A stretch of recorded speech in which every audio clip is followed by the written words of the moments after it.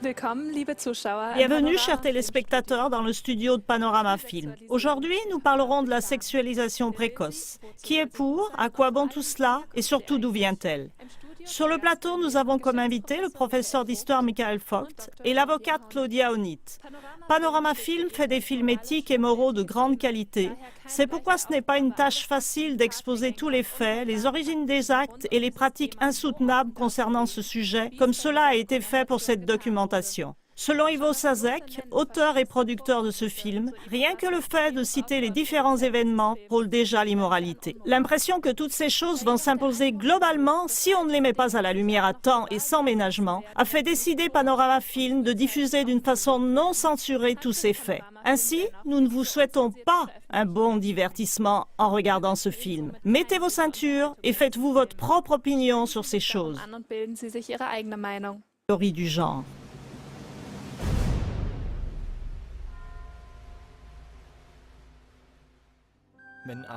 Et quiconque est une occasion de chute pour un de ces petits qui croient en moi, il serait avantageux pour lui qu'on lui eût pendu au cou une meule de moulin et qu'il eût été noyé dans les profondeurs de la mer. Gardez-vous de mépriser un seul de ces petits, car je vous dis que les anges dans les cieux voient continuellement la face de mon Père qui est dans les cieux. Car je vous dis en vérité, tant que le ciel et la terre ne passeront point, il ne disparaîtra pas de la loi un seul iota ou un seul trait de lettre jusqu'à ce que tout soit arrivé. Celui qui enseigne l'humanité exerce le pouvoir sur elle. Nos enfants se trouvent sous une puissance d'influence croissante de la part des directions de l'éducation, des corps enseignants et nouvellement aussi de la part des pédagogues sexuels externes. De quelles sources proviennent-ils? Qui cherche, trouve. Suite aux paroles et aux œuvres de Jésus, une nouvelle chronologie du temps a été installée. Est-ce que les enseignants d'aujourd'hui savent encore ce qu'ils font quand, malgré ces avertissements massifs, ils enseignent aux mineurs dès leur plus jeune âge l'éducation sexuelle et les stimulent sexuellement? En résumé, qu'ils les sexualisent précocement? Les sexologues sont-ils plus compétents que Jésus de Nazareth? Ne risquons-nous vraiment aucun danger sous leur direction? Chers auditeurs, est-ce que nos enseignants ont-ils au moins déjà été mis au courant des efforts mis en œuvre au niveau mondial pour sexualiser les enfants dès leur plus bas âge? Une fois de plus, c'est un des derniers tabous qui doit être brisé. Le contact sexuel avec des enfants, donc avec des mineurs, doit être légalisé juridiquement et encouragé. Nous en avons le souffle coupé lorsque nous entendons les dernières directives des très estimés pédagogues sexuels. Des pédagogues dirigeants, tels que Emil Kentler, enseignent que la soi-disant protection des enfants n'est en réalité que l'hostilité envers les enfants. Ils donnent cette incroyable affirmation. Pratiquer la sexualité avec les enfants n'est pas un abus, mais un droit de l'enfant de satisfaire ses besoins sexuels. La vraie protection des enfants est la protection de la libre décision en ce qui concerne la sexualité. C'est incontestable qu'on camoufle l'abus sexuel avec l'enfant comme étant une éducation.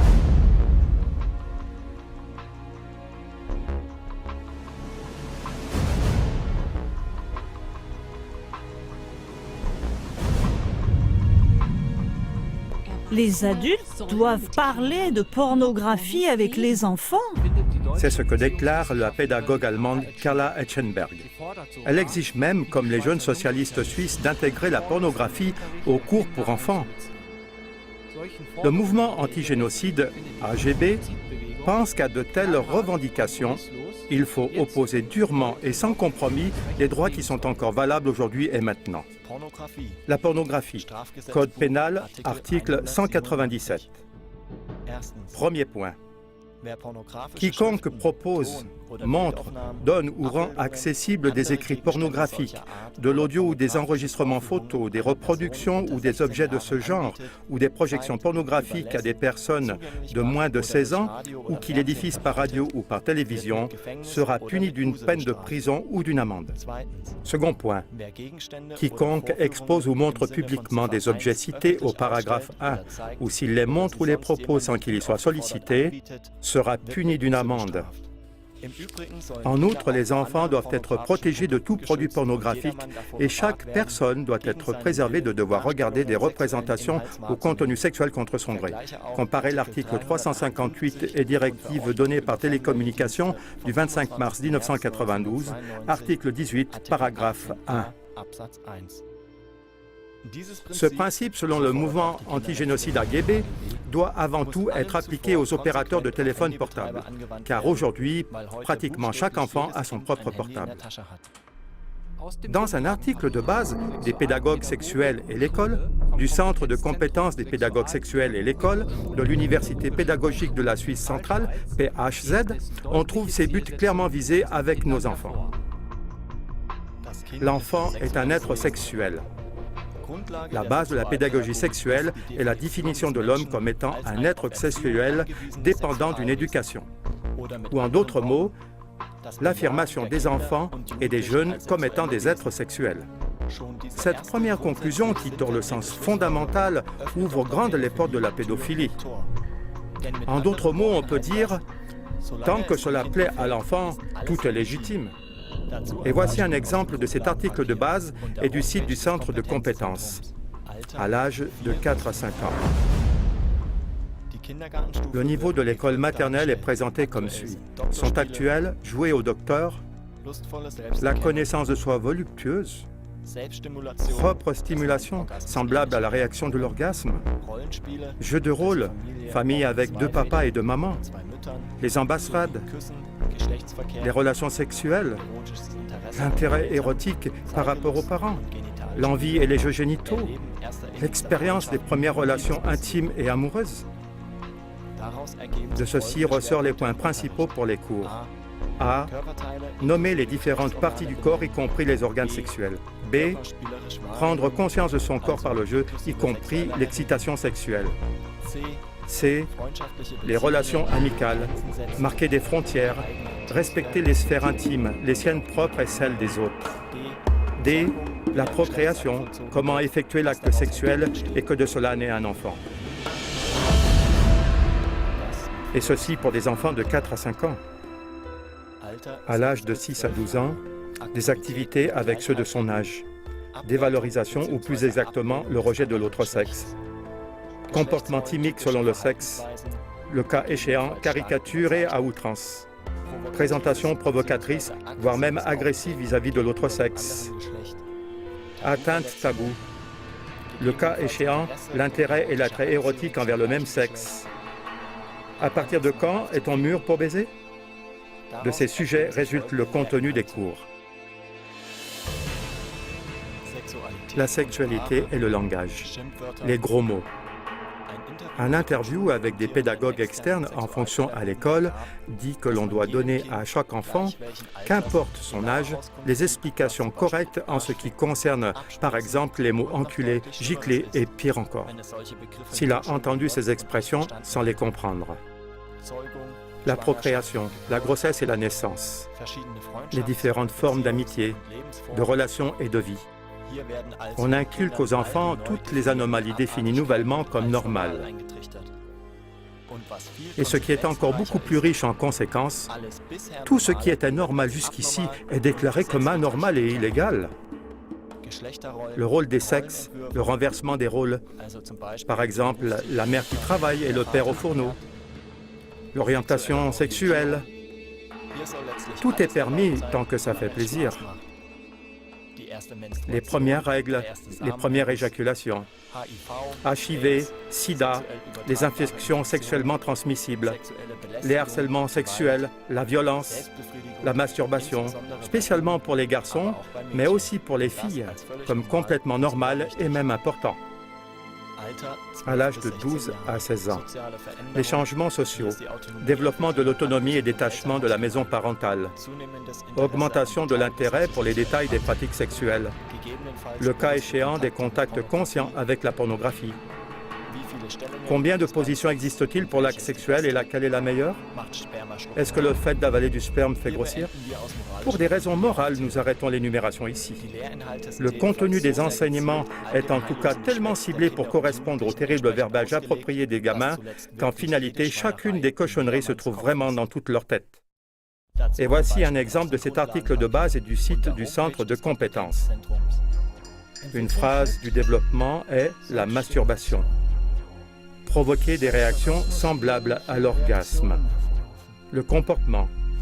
Découverte de nouvelles régions du corps comme source de nouvelles sensations de plaisir. Manipulation répétée et délibérée de certaines parties du corps, également des organes génitaux.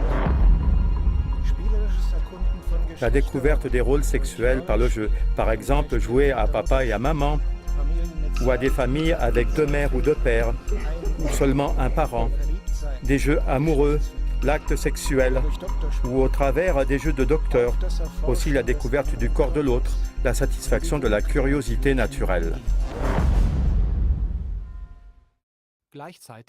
Parallèlement, l'organisation des jeunes socialistes proches de la pédophilie travaille sur un texte qui doit prendre position, dans lequel, d'après Tania Walliser, un nouveau rapport avec le sujet de la pédophilie est exigé. En plus, il y est demandé que les enfants de 10 à 12 ans doivent regarder des films porno au cours de l'éducation sexuelle. Il est vrai que cette demande a déclenché l'indignation au ministère de l'Éducation, mais la question est de savoir combien de temps cette indignation résistera à la JUSO.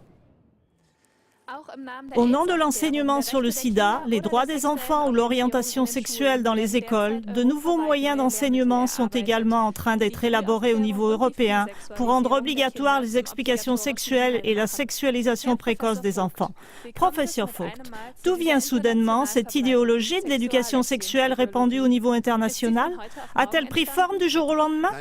Non, elle a été introduite minutieusement et avec ténacité depuis 1939 par le chercheur en sexualité Alfred C. Kinsey des USA, sinon d'où? Si je me souviens bien, Alfred Kinsey a toujours été cité comme le plus important chercheur en sexualité du XXe siècle. Êtes-vous du même avis? Je ne l'honorerai pas comme étant le plus important sexologue. Dans les faits, il n'en est pas digne, pour différentes raisons encore à discuter. Mais certainement comme étant le facteur le plus influent de la formation de l'opinion sexuelle de la société. En tout cas, presque tous les nouveaux programmes de l'éducation sexuelle ont leurs racines dans les œuvres de Kinsey. Madame le docteur Onit, vous exercez en tant que médecin. De votre point de vue, lequel des nombreux théorèmes de Kinsey voudriez-vous analyser de plus près? C'est bien sûr sa façon de voir que toutes choses sont possibles. Kinsey a marqué cette soi-disant pensée moderne de sexe et de sexualité. Dans la pratique, il s'est avéré que c'est une pensée extrêmement dangereuse parce qu'elle a conduit à d'innombrables actions criminelles. Les principales œuvres de Kinsey le prouvent noir sur blanc. Il s'agit de rapports de Kinsey qui comportent 2 livres. Sexual Behavior of the Male, le comportement sexuel de l'homme. 2e livre, Sexual Behavior of the Female, le comportement sexuel de la femme. Avec ces ouvrages, le Dr Sex, comme on l'appelait, a effectivement marqué les pensées sexuelles de presque toute la Terre. C'est un homme dont la parole a du pouvoir sur les nations. C'est un homme dont les enseignements commencent à porter vraiment beaucoup de fruits de nos jours. Kinsey était le père de la libre pensée sexuelle. Mais qui était exactement Kinsey? À notre époque, aucune autre question ne pourrait être plus importante que celle-ci, car les paroles et les enseignements de Kinsey ont des conséquences sur toute la Terre, comme c'était le cas pour Jésus-Christ. Sauf que ceux de ce dernier sont diamétralement opposés. Qui des deux est le plus digne de confiance? Nous connaissons les paroles et les œuvres de Jésus-Christ qui ont introduit une nouvelle chronologie. Mais quelles sont exactement les œuvres et les paroles de Kinsey? Nos invités et quelques adaptations cinématographiques vont nous aider dans notre recherche. Au cours de sa vie, Kinsey a collectionné plus de 18 500 actes sexuels pour servir d'exemple avec prédilection pour les mineurs, pour les propager ensuite parmi le peuple. Le but ultime de Kinsey était la diversité sexuelle. Pourtant, il se nommait lui-même un chercheur conservatif. Mais le journal allemand Spiegel dévoila en 1997 l'incroyable vie de Kinsey. La biographie de Kinsey, écrite par l'historien James John, prouve que le sexologue Kinsey laissait libre cours à ses agissements homosexuels et sadomasochistes. Ce rapport sur Kinsey révèle qu'en tant que jeune dirigeant scout, il manifestait sans scrupule ses tendances voyeuristes et exhibitionnistes. Après que Kinsey, rempli de haine, eut quitté son foyer familial chrétien, il a rassemblé des collaborateurs pour faire des recherches scientifiques sur le comportement sexuel des gens et avant tout des enfants mineurs. Chaque collaborateur devait mettre à la lumière sa vie et son comportement sexuel. Dans une pièce secrète de sa maison, Kinsey organisait régulièrement des jeux de sexe de groupe avec ses collaborateurs et des invités bien choisis. Il a même obligé sa femme à y participer. Kinsey a fait filmer des scènes homosexuelles, hétérosexuelles et sadomasochistes par une équipe de caméramans professionnels. Malgré la pression qui les rendait malades, ses collaborateurs ont participé parce qu'ils craignaient pour leur carrière. Des personnes étaient engagées chez Kinsey, comme Clyde Martin, un statisticien qui n'avait cependant aucune formation professionnelle. Malgré tout, il était responsable de toutes les données des analyses statistiques. Tout le projet était financé par la fondation Rockefeller. Par la suite, ceux-ci ont affirmé avoir exigé de façon répétée un statisticien professionnel, mais Kinsey restait inflexible. Kinsey lui-même souffrait d'un sadomasochisme extrême.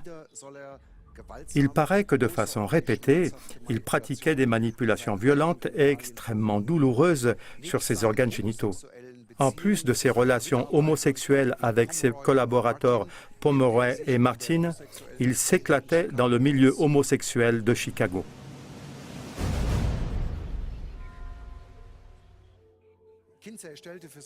Pour ses recherches scientifiques, Kinsey établit d'innombrables questionnaires. Ceci démontre que Kinsey avait la ferme conviction que chaque personne avait déjà une fois exercé des pratiques perverses, entretenu des relations extraconjugales ou fait des expériences violentes et sadiques. Et que chacun avait déjà eu des expériences sexuelles avec l'autre sexe, avec un animal ou un enfant. Dans ces questionnaires, il était impossible de s'exclure de telles monstruosités. Ainsi, Kinsey tenait entre ses mains quiconque s'affichait. Bien que Kinsey affirme avoir recueilli ses résultats de recherche sur la sexualisation parmi un grand public, en règle générale, il se limitait à questionner des prostituées, des homosexuels, des détenus, c'est-à-dire les gens du bas monde, comme il les appelait. Ainsi, on peut prouver que Kinsey était un imposteur des statistiques. Bien que les recherches de Kinsey sur la sexualité aient été initialement prévues pour être des cours préparatifs pour le mariage, cependant, des sujets comme la grossesse, la naissance et l'allaitement de l'enfant n'avaient trouvé aucune place dans ses études. Kinsey était un rebelle sexuel. C'était un homme qui abusait de son autorité professionnelle. C'était un enseignement manipulateur et agressif. Lorsque, dans les années 40, Kinsey a essayé de transmettre au grand public ses plus de 350 questions sur le comportement sexuel, il lui était très difficile d'atteindre des gens normaux. C'était beaucoup plus facile pour lui d'avoir des données de personnes qui vivaient de façon non conventionnelle. D'où a résulté l'image trompeuse que 95% des hommes américains seraient des délinquants sexuels. 69% seraient des clients habituels des prostituées. 37% auraient déjà eu des expériences homosexuelles poussées à l'extrême et 17% des fermiers auraient eu des rapports sexuels avec des animaux. Ce n'est qu'en 1981 que l'experte en médias, le Dr Judith Westman, a réussi à dévoiler les graves tromperies méthodiques dans les recherches de Kinsey. Ce qui était flagrant, c'était le fait qu'une grande partie des données de Kinsey provenaient de pédocriminels, c'est-à-dire de violenteurs d'enfants. Ce n'était donc pas la population qui avait été interrogée, mais des pédocriminels. Malgré tout, ce sont les œuvres de Kinsey qui, jusqu'à aujourd'hui et de par le monde entier, constituent la base essentielle et prétendument scientifique de la recherche en sexologie. Même l'écrit « Fondement de la pédagogie sexuelle et de l'école », sur lequel se base le plan d'enseignement numéro 21, sous le titre « École primaire », prétend que la description d'une phase de développement de l'enfant pendant laquelle la sexualité serait au repos, la phase latente, était à réfuter empiriquement. Empirique veut dire que des expérimentations le prouvent. Et c'est exactement sur les expérimentations de Kinsey que repose le plan d'enseignement numéro 21 et presque tous les autres programmes sur la sexualité de par le monde. La plupart des directeurs d'école n'ont aucune idée des bases de ces expérimentations.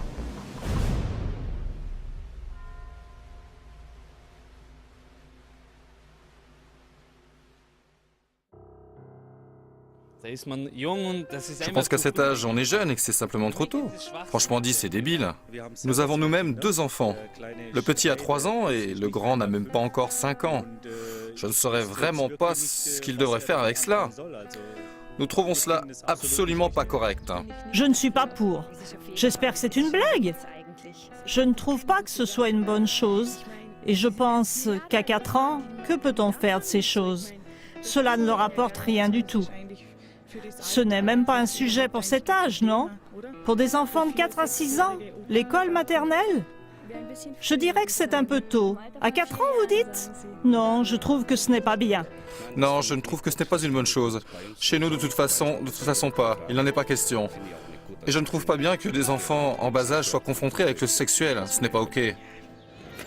4 ans? À cet âge, on veut apprendre, jouer, être un enfant. Et puis, ils ont autre chose en tête. Je pense qu'il faut l'attitude pour. Et cela ne va vraiment pas. Non, je ne voudrais pas de ça. Il est beaucoup trop tôt pour avoir cette éducation. Je ne veux pas de ça.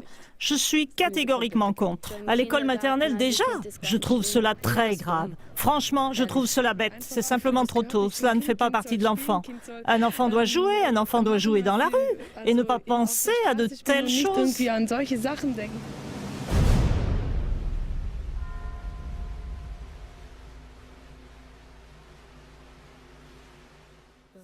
Je n'arrive pas du tout à m'imaginer cela. C'est tout à fait anormal, inhumain. Impossible. Justement, c'est très grave que peut-être par cette occasion, il y a des personnes qui s'excitent. Je n'avais même pas pensé à cela, mais c'est la pire chose que je peux m'imaginer. C'est effroyable d'entendre une chose pareille. D'une certaine façon, cela est assez insolite. De toute manière, cela n'est pas bon du tout. Si je devais envoyer mon enfant à l'école maternelle, en sachant cela, je me mettrais en colère. Je ne sais pas ce que je ferais. Mauvais, ce n'est pas bon. Pardon? Je trouve cela terrible. Non, je ne sais plus que penser. S'en prendre à un enfant qui ne peut peut-être même pas encore marcher? Je n'ai plus de parole. Les cheveux se dressent sur ma tête. Non, cela je ne trouve pas bien. Non, je suis tout à fait contre. Une étude pareille est complètement débile. Si je réfléchis normalement à ce sujet, alors je sais que tout cela, c'est de la connerie. Demandez voir aux parents qui ont des enfants comment un enfant se développe. On n'a pas besoin d'animer la sexualité d'un enfant.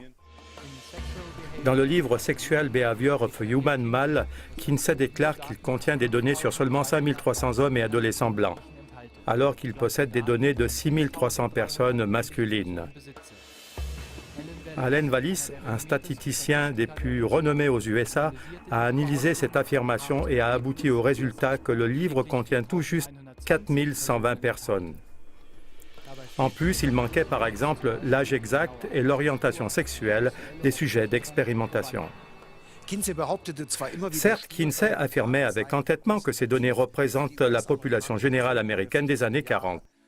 Mais une recherche précise a relevé que le livre Sexual Behavior of the Male reflète juste les données de groupes de gens non représentatifs et en partie de groupes suspects et marginaux. Il y avait à peu près 1400 délinquants prisonniers de différents États US. Beaucoup d'entre eux étaient incarcérés pour cause d'abus sexuels sur des enfants. Le docteur Judith Reisman a estimé une participation approximative de 630 hommes homosexuels. Ensuite, on a trouvé 200 psychopathes sexuels. Et encore 329 délinquants qui étaient condamnés pour d'autres délits. Ensuite, encore au moins 317 enfants masculins de l'âge de 2 mois à 15 ans qui ont été abusés sexuellement, mais on soupçonne qu'il y en a eu beaucoup plus. Et encore 350 écoliers avec un comportement déviant. Et pour finir, il y avait encore un groupe de personnes criminelles que Kinsey déclare être du bas monde. Un cas évident de propagande mensongère moyennant l'imposture des statistiques. Lorsque Kinsey fut critiqué de façon répétée à ce sujet, il dit « Ce point de vue se base sur la vieille fausse conclusion que les criminels sont différents du reste de la population. »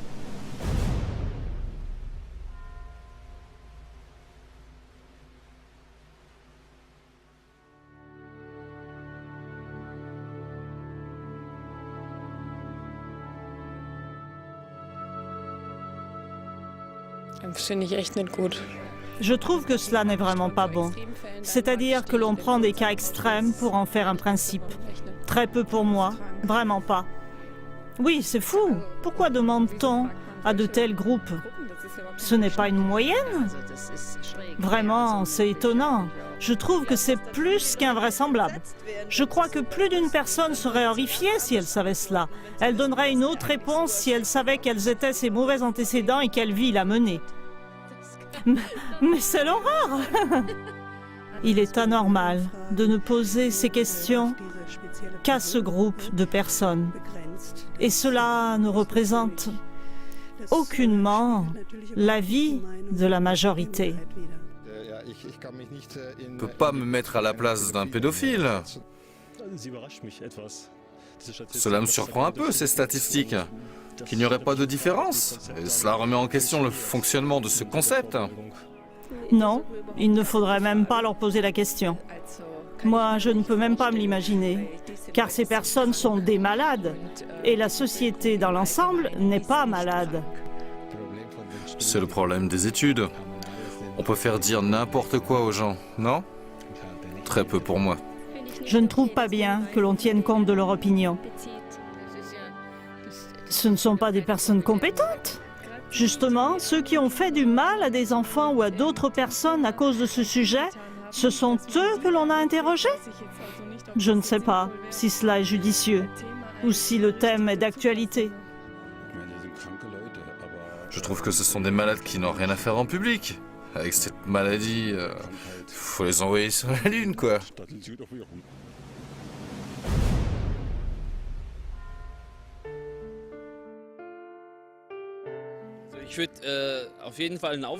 Moi, je suis prêt à organiser un soulèvement.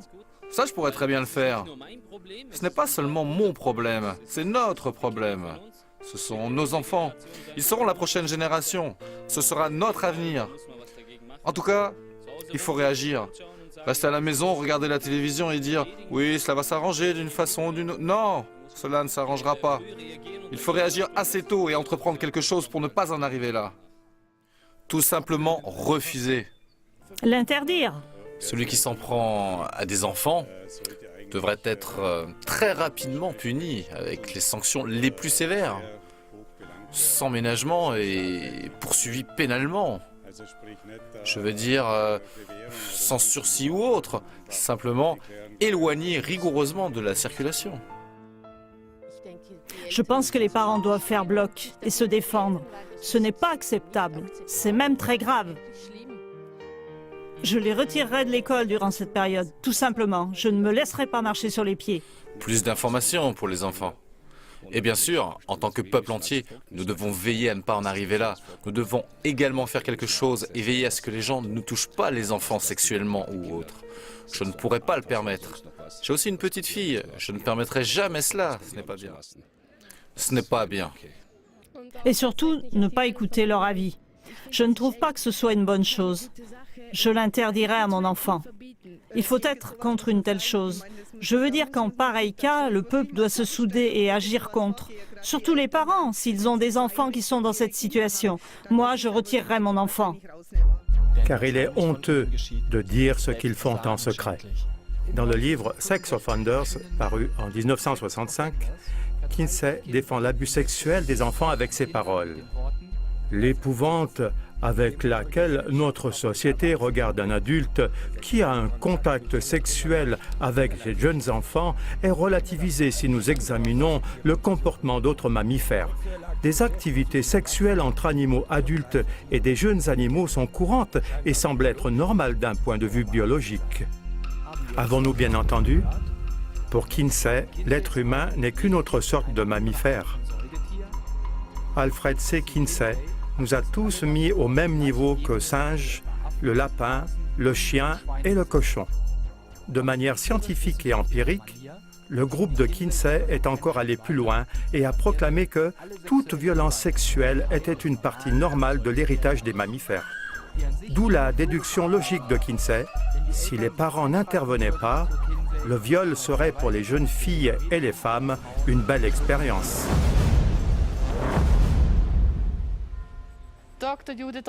Le docteur Judith Reisman souligne dans son étude sur Kinsey que ces minimisations extrêmes des abus sexuels avaient même des répercussions sur la législation américaine, au point que, par exemple, le viol a été redéfini et la sanction pénale a été allégée. Alfred Kinsey s'est même moqué du FBI lorsqu'en 1950, ils ont mis en garde contre une augmentation des délits sexuels. En minimisant les crimes les plus infects envers les enfants, il a insolemment publié que le véritable dégât, bien pire, a été causé par l'hystérie des adultes. On comprend difficilement pourquoi un enfant est effaré si l'on touche ses organes génitaux, voire même qu'il soit effaré par des actes sexuels spécifiques, à moins que ce soit à cause d'une empreinte culturelle. Le penchant sexuel d'Alfred, c'est Kinsey essentiellement pour des enfants, s'est révélé clairement dans les 1888 cas d'exemples d'actes sexuels d'enfants et d'adolescents mâles âgés de 5 mois à la post-puberté, ainsi que de 147 filles âgées de 2 ans à 15 ans. La base des tests. Les garçons et les filles ont été stimulés sexuellement ou ils se sont stimulés eux-mêmes pendant que des observateurs pédocriminels chronométraient le temps qu'il fallait pour aboutir à un orgasme.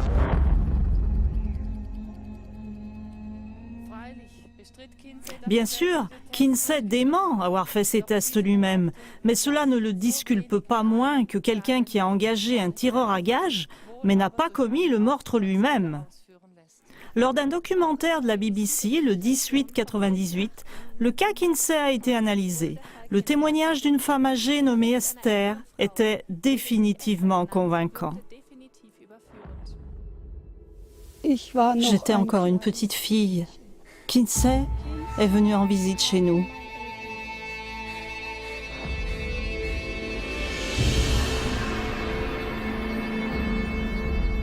J'ai été abusée sexuellement par mon père et par mon grand-père.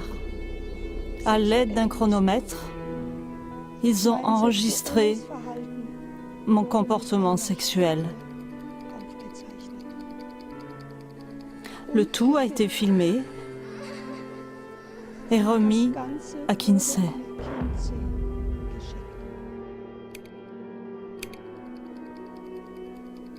Je n'ai jamais pu surmonter cela.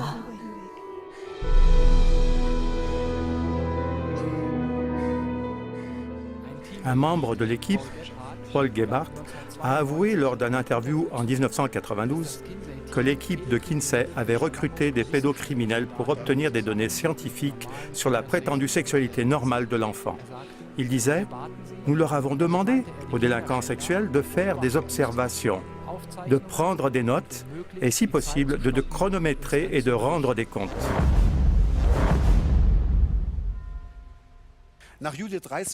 D'après les études du docteur Judith Reisman, les enfants ont été abusés durant des mois et des années et les notes de leurs tortionnaires ont été transmises à Kinsey comme des données scientifiques.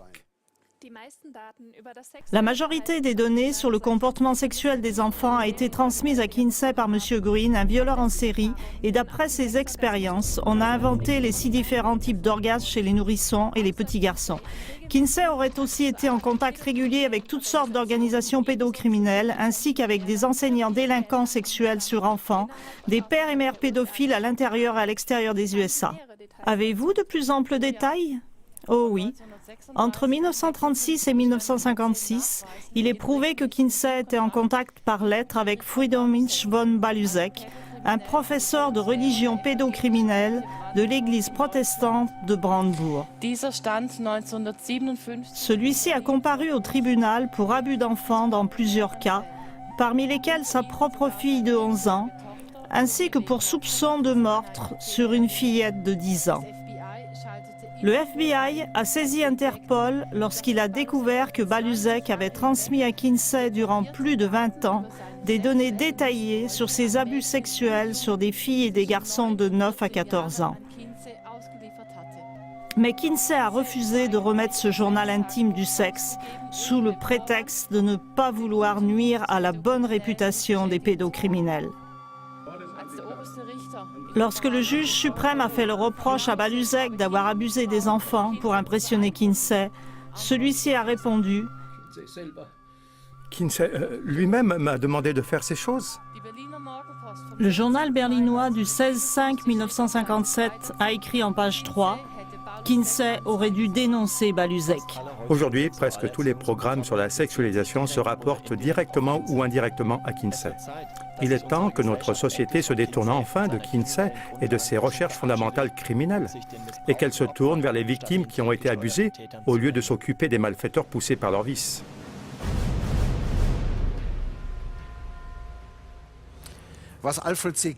Ce qu'Alfred Kinsey a nommé sexualité normale des enfants n'était rien d'autre que de la torture sexuelle envers des enfants. Kinsey avait un intérêt passionné pour la faculté d'atteindre l'orgasme, surtout chez les mineurs, c'est-à-dire chez des enfants prépubertaires sans éjaculation. Suite aux recherches du Dr Reisman, un documentaire, The Children of Table 34, a été produit. Le tableau diabolique 34 qui, pour la protection des enfants victimes, a dévoilé des détails horribles. Ce tableau diabolique 34 est né en étroite collaboration avec M. Green, démasqué par l'équipe de la BBC comme étant le Rex King, un violeur en série qui abusait sexuellement de plus de 800 garçons et filles. Dans ce tableau, Kinsey a classé les facultés d'orgasme de pas moins de 317 nourrissons et enfants masculins.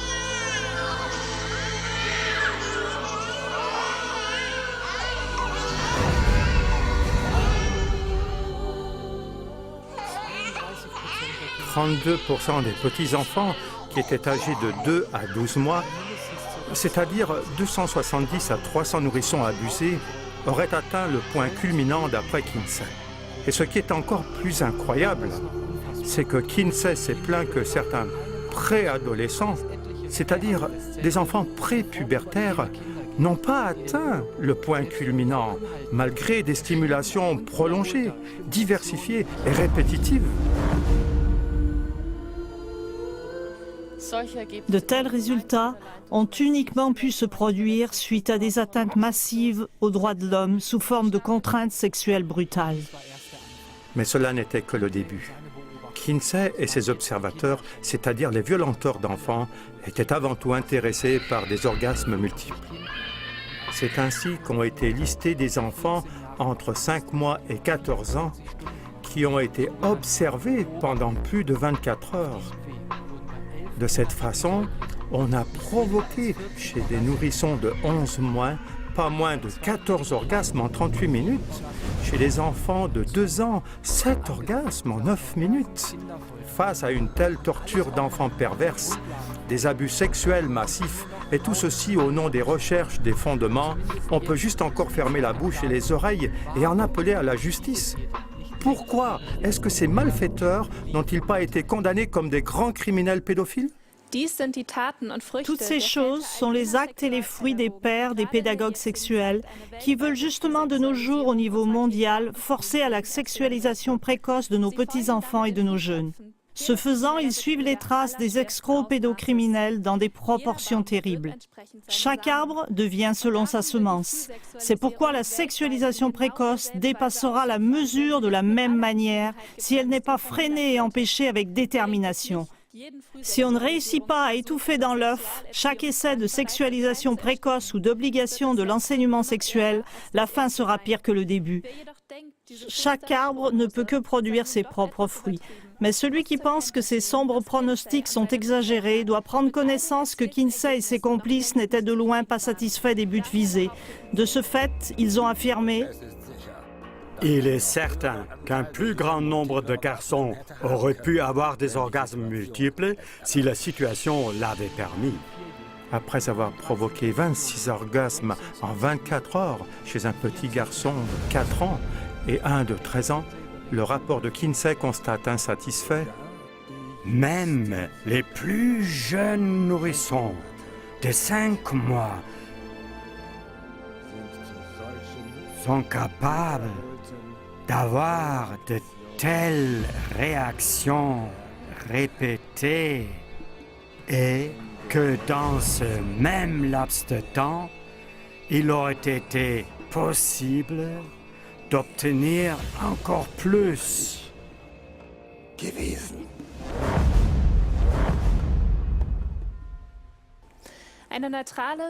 Une étude scientifique neutre a prouvé depuis très longtemps qu'une sexualité exagérée engendre tôt ou tard de graves ramollissements du cerveau et des troubles du système nerveux. Monsieur le docteur Hirsch, que peut-il se passer dans un corps non développé et dans l'âme d'un enfant qui est abusé de manière aussi dramatique? J'ai pris connaissance de la nouvelle revue scientifique du professeur Remschmidt de la clinique psychiatrique pour enfants de Philips-Marburg en Allemagne, qui est apparue le 29 avril 2011. Le professeur Remschmidt fait remarquer que toutes sortes de maltraitances psychiques et corporelles, et d'autant plus les abus sexuels aux enfants laissent toujours, je précise toujours, des traces dans le cerveau des enfants. Cela n'est pas seulement révélé par des examens correspondant à des capacités de mémoire chez les personnes qui ont été abusées, mais également les structures et les fonctions du cerveau chez les personnes maltraitées. Des personnes qui ont subi des maltraitances psychiques et sexuelles durant leur enfance et leur adolescence sont plus souvent atteintes plus tard dans leur vie par des troubles psychiques. Pour ce qui est des fardeaux corporels et psychiques d'un enfant abusé sexuellement est d'une grande importance, c'est ce que les délinquants sexuels, pour ne pas dire les violeurs, ont documenté eux-mêmes durant les tentatives de la sexualisation précoce. Ils l'ont noté dans une liste nommée « La liste des 6 genres d'orgasme », de laquelle je tire quelques citations.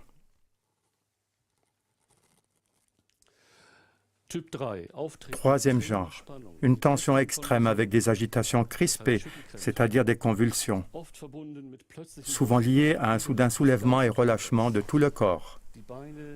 Souvent, les jambes deviennent raides et les muscles se crispent et deviennent durs. Les épaules et la nuque sont raides et souvent penchées en avant. La respiration est arrêtée ou haletante. Les yeux sont figés ou fermés très fort. Quatrième genre, les mains se cramponnent, la bouche est déformée et parfois la langue sort. Tout le corps ou une partie seulement est atteint de crampes spasmodiques, parfois en synchronisation avec de forts coups de pulsation. Des convulsions encore plus fortes, c'est-à-dire des convulsions de tout le corps. La respiration est difficile, des soupirs et des sanglots, de violents cris, parfois accompagnés de larmes, surtout chez les plus petits enfants.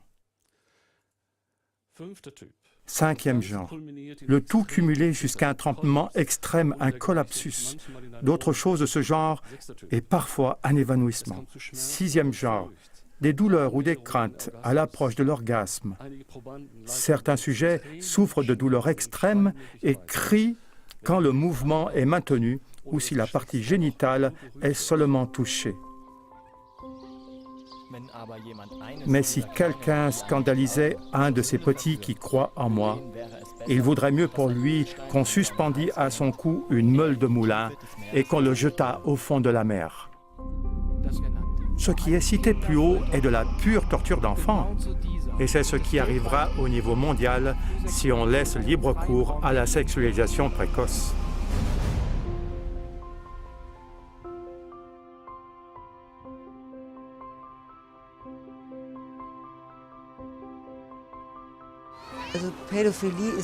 La pédophilie est toujours encore un délit criminel et cela doit rester ainsi. Il n'est pas prescriptible et cela ne doit pas changer. Et les procureurs de la République doivent intervenir. Et nous tous devons se lever contre pour que quelque chose se passe, pour que les initiateurs de la sexualisation précoce n'arrivent pas à s'imposer.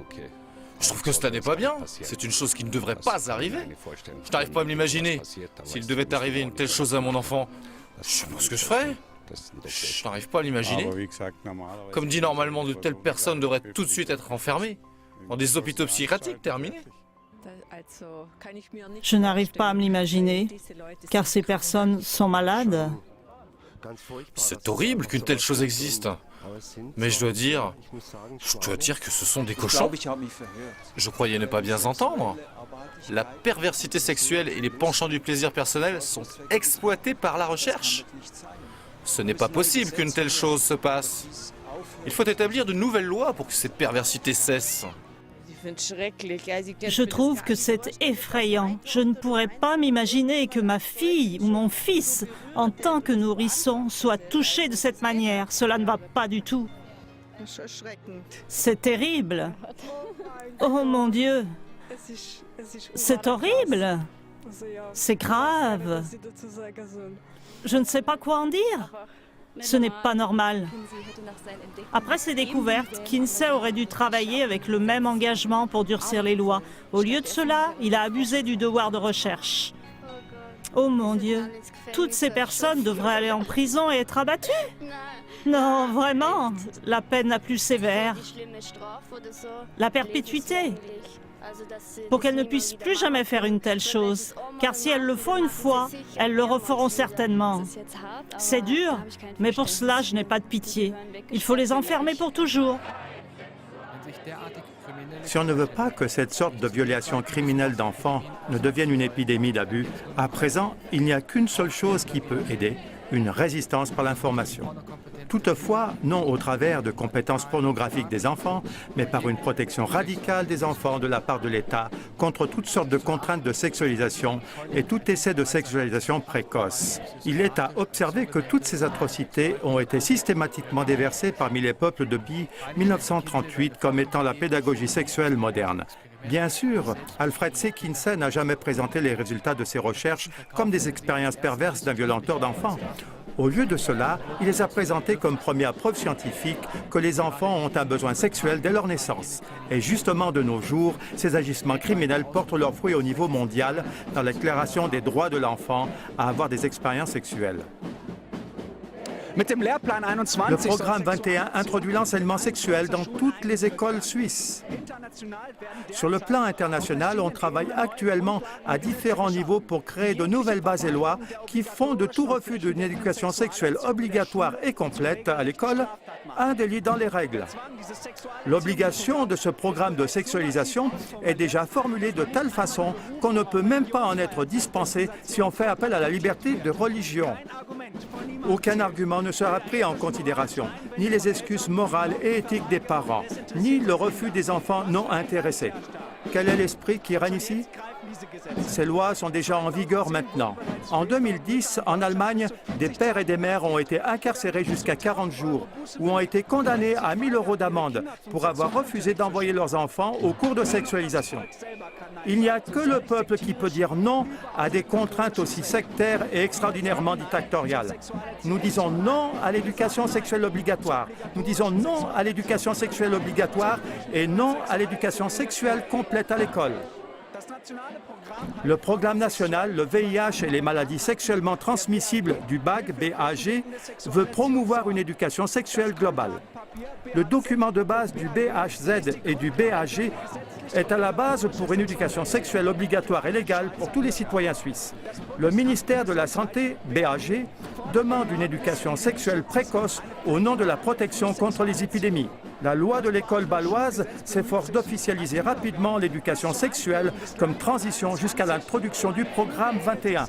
Au nom de la protection de l'enfant et du conseil pour les mères, on veut introduire la sexualisation précoce en distribuant des brochures informatives. L'introduction légale d'une éducation sexuelle obligatoire est imminente. Elle ne peut être ni refusée, ni contournée, ni critiquée avec l'argument de la liberté de religion. Mais avant que ces lois ne soient définitivement appliquées, il faut poser au moins 10 questions importantes. Pourquoi les médias ne critiquent-ils pas les déclarations inhumaines de Kinsey sur les abus sexuels, avec les mêmes mesures conséquentes qu'ils le font pour les affaires de sexe anodines de personnalités influentes? Où sont tous les experts en secte? Est-ce que Kinsey était trop peu hostile aux enfants ou trop peu influent? Pourquoi les médias ont-ils soutenu les viols d'enfants de Kinsey de manière si anodine qu'ils se rendent même co-coupables des tourments infligés durant des années à d'innombrables enfants en bas âge et mineurs? Pourquoi, après les révélations des faites par le docteur Judith Reichmann, n'y a-t-il pas eu d'explication publique sur les données de Kinsey? Pourquoi la Centrale fédérale pour les informations sur la santé a-t-elle continué à publier les données de Kinsey comme une brochure représentative? Et ce, en pleine connaissance des travaux d'information du docteur Reichmann? Pourquoi le film hollywoodien, plusieurs fois primé, Kinsey, La vérité sur le sexe, a-t-il réussi à arriver dans les cinémas allemands en 2005? Quelle institution l'a primé? À partir de quel âge était-il autorisé? Comment se fait-il que ce film n'a pas révélé la vérité sur Kinsey? Mais contre toute connaissance, ce film a transmis le message que Kinsey avait enfin apporté la liberté sexuelle à l'Ouest?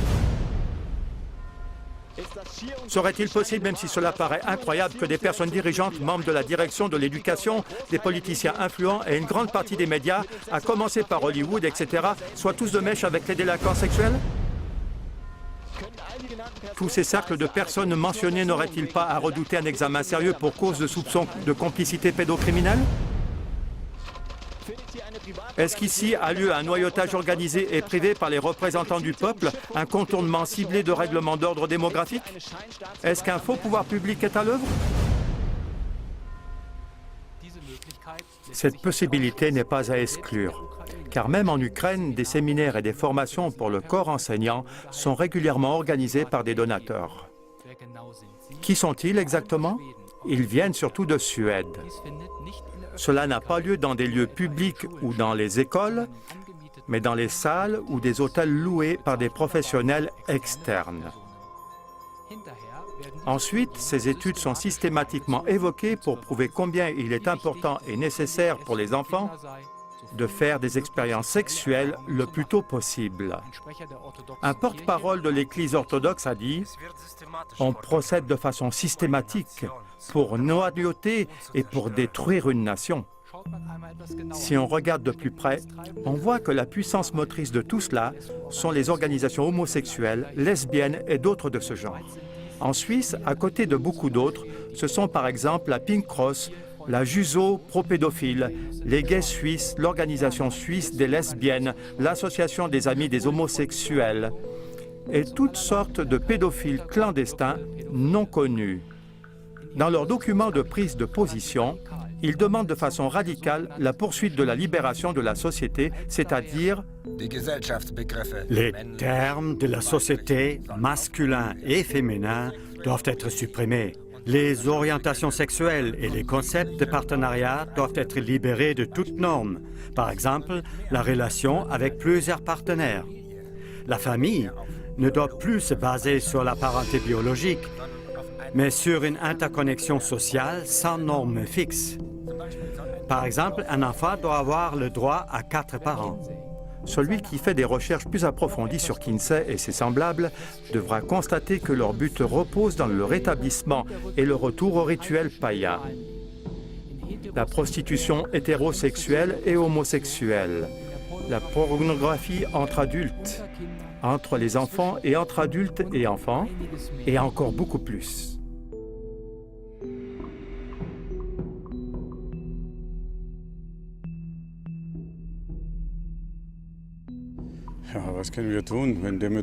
Mais que pouvons-nous faire?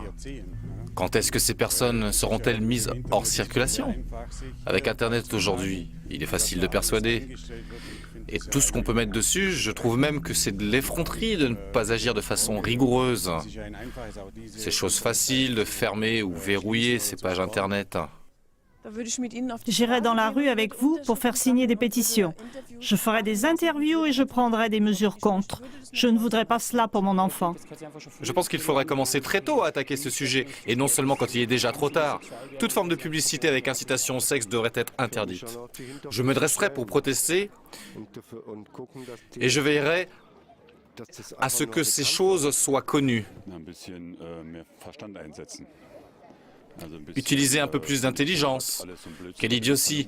Tout ce qui vient des USA n'est pas toujours bon. On en voit le résultat. On doit veiller soi-même sur ses enfants. L'État ne fait pas grand-chose. L'État dit « Ok, faites des enfants », mais ensuite, il ne fait rien. Et je trouve qu'il faut vraiment faire plus attention face aux délinquants sexuels et tout le reste. Soi-même et toute la société doit faire attention. En tant que père, j'ai peur quand j'envoie mon enfant à l'école maternelle qu'il lui arrive une telle chose. Je dois regarder quelle personne y travaille et qui est présent. Là aussi, l'État devrait veiller. Faire preuve de bon sens. Les parents doivent eux-mêmes veiller sur leurs enfants. Et pour cela, je n'ai pas besoin d'études et rien d'autre. Avant tout, il faudrait informer les gens. Je pense que personne n'est au courant de cela. Par exemple, il faudra en parler au journal télévisé ou passer un film documentaire. Quand enfin la société humaine se détournera-t-elle des recherches inhumaines de Kinsey pour se tourner vers les victimes? Ceci étaient quelques brefs aperçus de la vie des principaux tireurs de ficelle d'une éducation sexuelle obligatoire s'approchant à toute vitesse. Je remercie les invités du studio pour leur collaboration et pour votre présence aujourd'hui, chers spectateurs, ainsi que pour votre collaboration future. Pour celui qui aime les personnes et les enfants, la résistance est obligatoire.